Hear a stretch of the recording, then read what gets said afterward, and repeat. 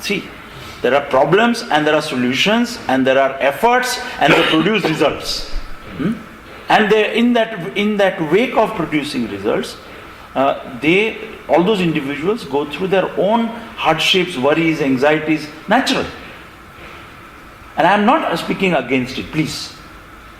I am asking, is there a totally different direction? This is fine. Do whatever needs to be done. This is practical. If you want a cup of tea, it's not going to come by exploring exploring consciousness. You need to go and make a cup of tea. But your urge to have a cup of tea may be simple, and therefore you need to do something and get a cup of tea. Or your urge may be you don't really need a cup of tea. You are utterly bored and you don't know what to do with your boredom. And you are filling up your boredom with cups and cups of tea. And all the problems of making those cups and cups of tea.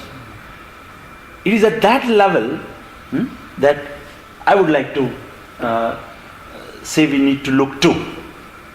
Not just look at the other level. A lot of the time, my observation is, a lot of the time, our problems are self-generated.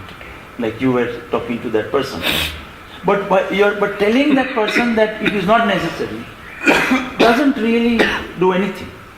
So if you are really concerned with that problem and not offering an answer, so that person who is coming, and also maybe her problem is my problem at a different level. So there may be of great value in listening to the problem of another. And maybe I have solved that problem at a certain level, by certain mental attitudes, by certain kind of understandings.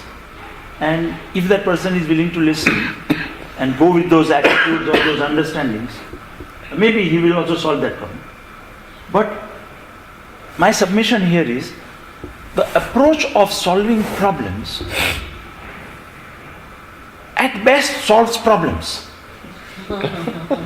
You don't learn about the inner nature of the human motivation and the human being, what the human being is all about. So can the two go together? Yeah, one way is that what you said, that the solution is inside the problem. That was very important. So sometimes I think also the problem is there because of the solution. Exactly, that's what I'm saying. Yeah. The problem is there because we have solutions to the problem. Yeah. Because life is wanting something much deeper and much more than just problem and problem solving.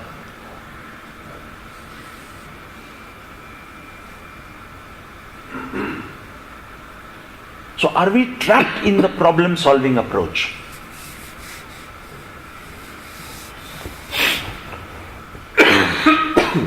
This is not to say that there are not problems of certain kind which need to be solved. This is not to say that. Problem solving is very important, it has its place.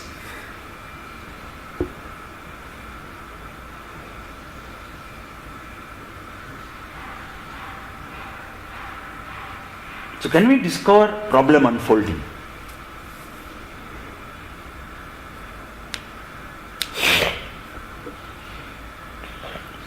If that is something which we are interested in learning and doing, then we can continue with this problem and let's all do it. Don't wait for somebody to do it. We can all engage in it. And it's a simple thing, it's not something let's play around the problem, okay, to begin with. Just play around the problem. Let's look at problem from various directions. And this whole question of problem solving, unfolding, I see this whole thing is life. Wherever I am, these issues exist. They exist in my mind, they exist out there. And I find this whole thing fascinating. Life is fascinating. All these issues are very, very interesting. So I'm just being myself and involving, and I would, if possible, I would just like to I'd be very happy if some more of you get fascinated by this problem and don't look at it as a problem to be solved.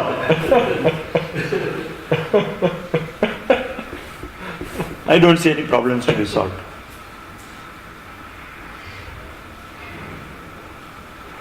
It's very interesting.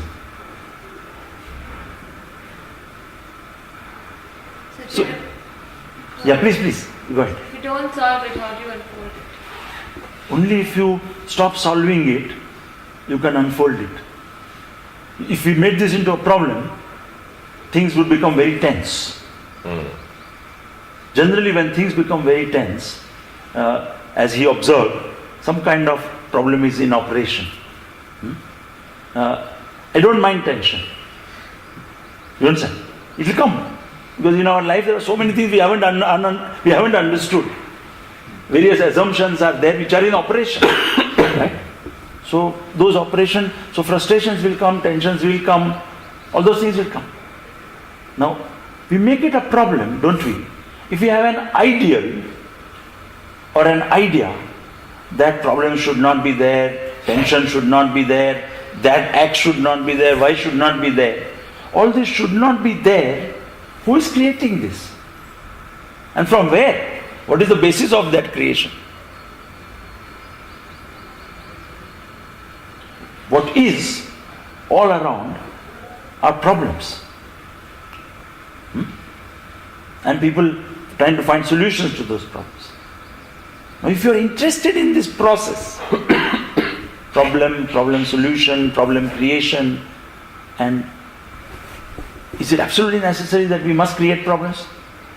Is there a way of looking at problems playfully? Let's play along. This exploration is not something which is just a verbal thing. And nothing prevents me from exploring this question. Exploring this question with another, of course, requires the other's consent and joining in, which is what we are trying to generate. Yes. But the actual act of exploring happens in silence. Even when we are talking, the actual act happens in silence.